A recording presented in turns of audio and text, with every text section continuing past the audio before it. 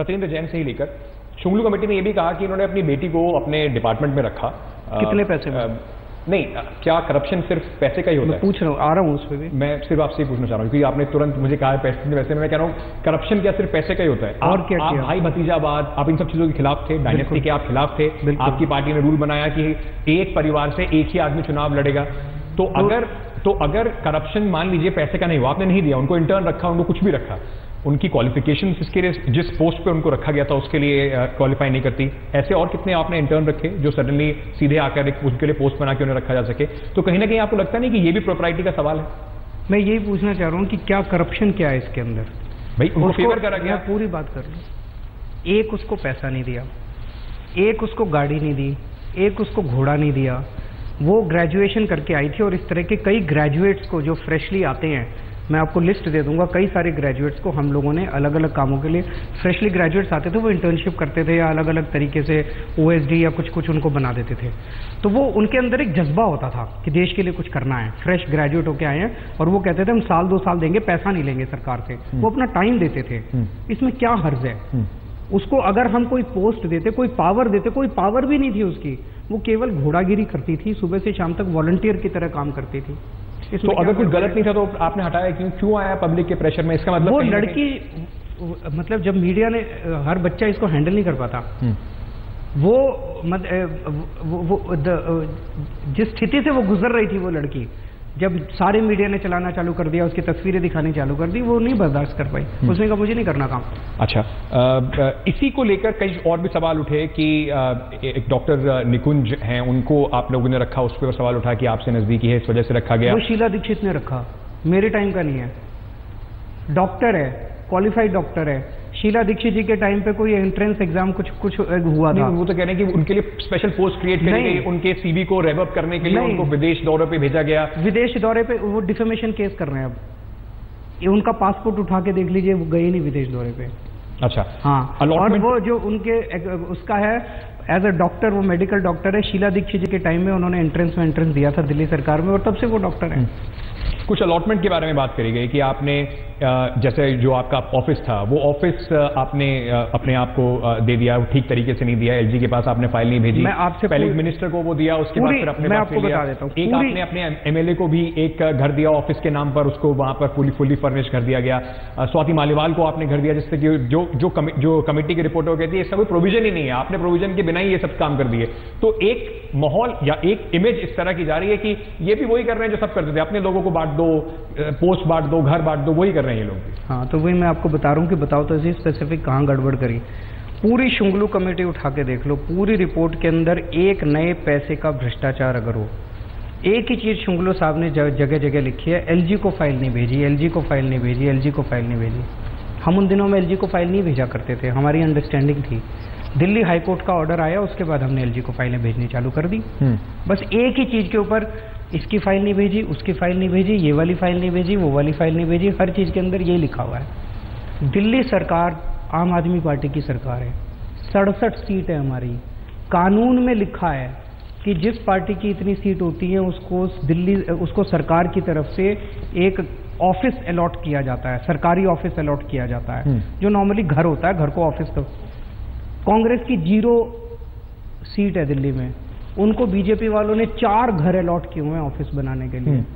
BJP की 3 seat है दिल्ली में, उनके पास 7 घर हैं ऑफिस बनाने के लिए।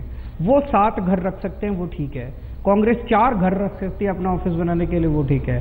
दिल्ली में जिस पार्टी की सरकार है, वो एक घर अगर लेती है तो सारी गड़बड़ हो गई, इस घर पे ताला लगा दिया, रिकवरी का नोटिस भेज दिया, ये तो ठीक नहीं है। अरविंद, सब लोग आपका जिस तरह का पहनावा है, रहन सहन है, उससे खैर अब बीजेपी काफी सवाल उठ जाती है आपके रहन सहन पे, लेकिन जिस तरह का आपका पहनावा है, सादे आदमी दिखाई पड़ते हैं, लोगों को अपने जैसे दिखाई पड़ते हैं। लोग ये जरूर पूछ रहे हैं कि 16,000 की थाली में अरविंद केजरीवाल ने ऐसा क्या खाया, यही बता दीजिए कि क्या क्या खाया आपने 16,000 की थाली में। ये देखिए, ये झूठ बोल रहे हैं लोग। हाँ। मतलब जिस तरह से मुझे दुख होता है, एलजी के यहाँ से ये चीजें लीक की जा रही है। राजनिवास आज दिल्ली सरकार को गिराने का या उसके खिलाफ षड्यंत्र करने का एक अड्डा बन गया। आज भी है या पहले वाले एलजी से आपको परेशानी? ये तो इन्होंने किया था, मुझे तो लगा कि ये बहुत अच्छे व्यक्ति हैं। ये उन्होंने आधी फाइल उन्होंने लीक की मीडिया को। ये मनीष सिसोदिया की फाइल नोटिंग है। इस फाइल नोटिंग में मनीष सिसोदिया लिखते हैं, The rates charged are absolutely unacceptable and beyond all approved norms.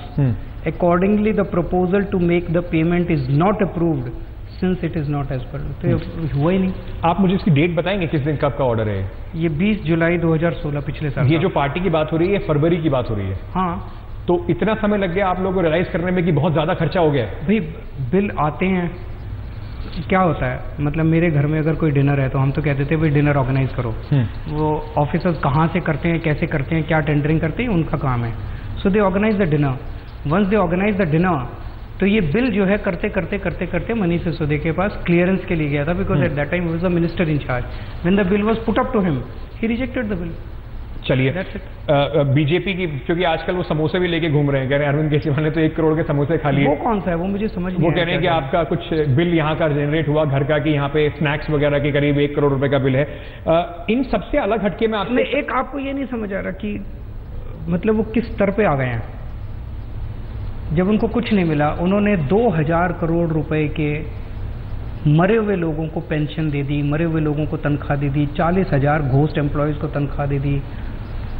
ये इनका मकसद है। उस सारी चीज़ों से पूरे दिल्ली के अंदर कूड़ा कूड़ा कर दिया, पूरी दिल्ली को बर्बाद कर दिया, मच्छरों से पूरा उस सारी चीज़ों से ध्यान हटा के चुनाव के 10 दिन पहले ये चीज़ें उठाना है, नंबर 1। और नंबर 2, ये सारे केसेस में अब इसके अंदर भी सीबीआई का केस दर्ज कर दिया, मनीष सिसोदिया के ऊपर सीबीआई का केस, सत्येंद्र जैन। क्यों? अगर आज मैं बिजली कंपनियों से मिल जाता, मैं भी पैसे खाता और थोड़े बीजेपी वालों को और कांग्रेस वालों को भेज देता, कोई एफआईआर नहीं होती, कोई कंट्रोवर्सी नहीं होती। मैं भी ठेकेदारों से मिल जाता, मैं भी टैंकर माफिया से मिल जाता, मैं भी दवाइयों के माफिया से मिल जाता, मैं भी शिक्षा माफिया से मिल जाता, और मैं भी पैसे खाता, मनीष भी खाता, सत्येंद्र भी खाता, थोड़े विजेंद्र गुप्ता को भिजवा देते, थोड़े बीजेपी वालों को, कांग्रेस वालों को, सारे खुश थे।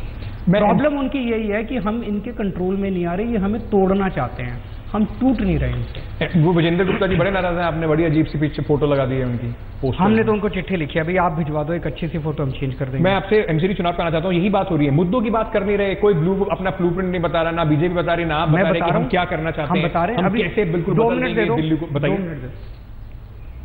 सबसे पहले 3 चीजें बताइए जो आप आती करेंगे। हाउस टैक्स माफ करेंगे। हाउस टैक्स माफ करने के बाद 1 साल के अंदर दिल्ली एमसीडी को प्रॉफिट में लेके आएंगे। दूसरी चीज, 1 साल के अंदर दिल्ली को चमका के दिखा देंगे, कूड़े से और मच्छरों से दिल्ली को निजात दिलाएंगे। जितने एमसीडी के कर्मचारी हैं उनको हर दूसरे महीने, तीसरे महीने हड़ताल करनी पड़ती है। उनको हर महीने की 7 तारीख को उनके बैंक अकाउंट में तनख्वाह मिल जाया करेगी, और उनको हड़ताल करने की जरूरत नहीं, उनको पक्का करेंगे और उनके एरियर दिलवाएंगे। पार्किंग की बहुत बड़ी प्रॉब्लम है दिल्ली के अंदर, इसके लिए, और जो सफाई है, सफाई के लिए भी हमने सोचा है कि it's not a rocket science, जो भी सबसे मॉडर्न टेक्नोलॉजीज हैं दुनिया भर के अंदर वो लेके आएंगे, और उससे दिल्ली की, जैसे वैक्यूम क्लीनिंग हम करना चाहते थे, इन्होंने करने नहीं दी, बोले एमसीडी की सड़कों पे हम करने नहीं, तो पूरी दिल्ली के अंदर मॉडर्न इक्विपमेंट से इसकी सफाई करवाएंगे। पार्किंग की समस्याओं के एरिया वाइज प्लान बनाए जाएंगे, कहीं पे अंडरग्राउंड पार्किंग, कहीं पे सरफेस पार्किंग, जो भी जरूरत है। जितने पार्क्स हैं उनकी मेंटेनेंस के लिए आरडब्ल्यूएस को इन्वॉल्व किया जाएगा, और आरडब्ल्यूएस को इन्वॉल्व, मैंने देखे हैं कि जहाँ जहाँ अच्छे आरडब्ल्यूएस हैं और उनको पार्क दिए गए, उन्होंने बहुत अच्छे मेंटेन किया। हाँ, तो नाराज काफी सारे कह रहे हैं कि पहले चुनाव से पहले मिलते थे, अब तो बात भी नहीं करते। ऐसा नहीं है, मैं रोज मिलता हूँ 10 बजे।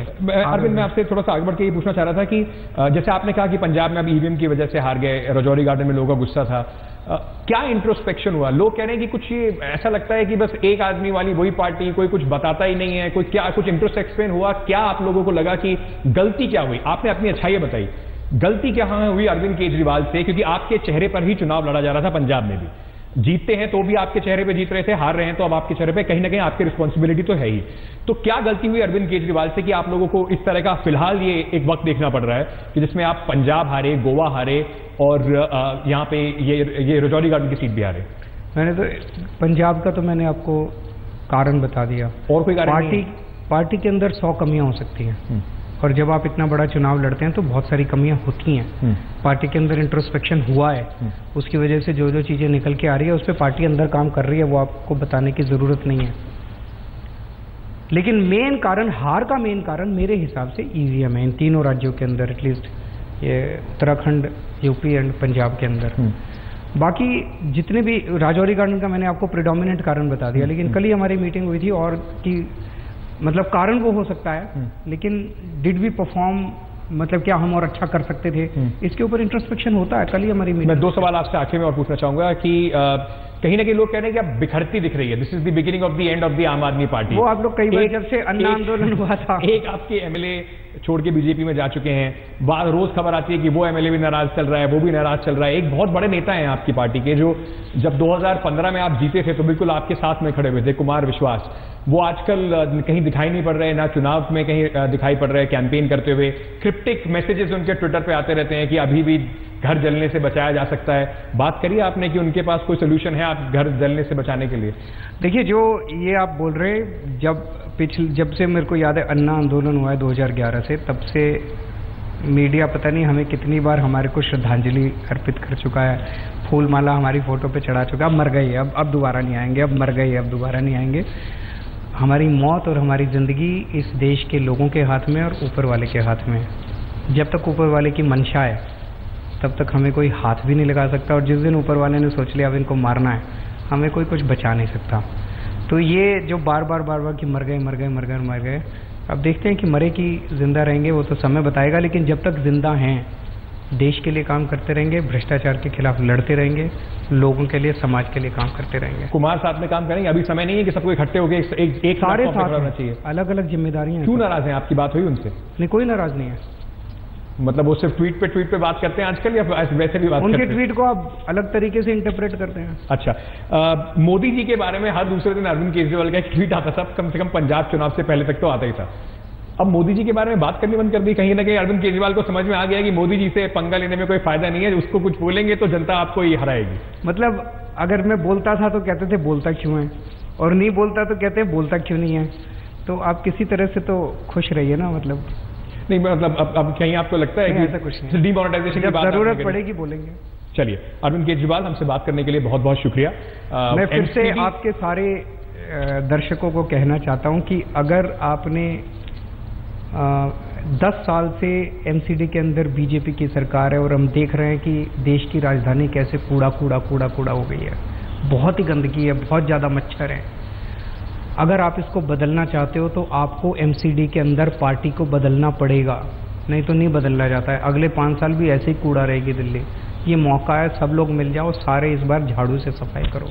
चलिए, अरविंद केजरीवाल ने एक बात और भी जरूरी कही कि चाहे जीते या हारे वो तैयार हैं। अगर एमसीडी चुनाव में वो जीतते हैं तो तैयार हैं ईवीएम की जांच कराने के लिए, और हारे तब तो वो बिल्कुल इस बात को कहेंगे कि इसकी जांच होनी चाहिए। अरविंद केजरीवाल 23 तारीख को चुनाव में 24 को रिजल्ट आ जाएंगे। उम्मीद करेंगे आपसे एक बार फिर मौका मिलेगा इस बात को समझने का कि कहाँ कमी रही या कितनी खुशी रही जो भी चुनाव का रिजल्ट आएगा उसके बाद। बहुत बहुत शुक्रिया आज तक से बात करने के लिए। ये थे अरविंद केजरीवाल। खबरों का सिलसिला आज तक जारी रहेगा, देखते रहिए आज तक।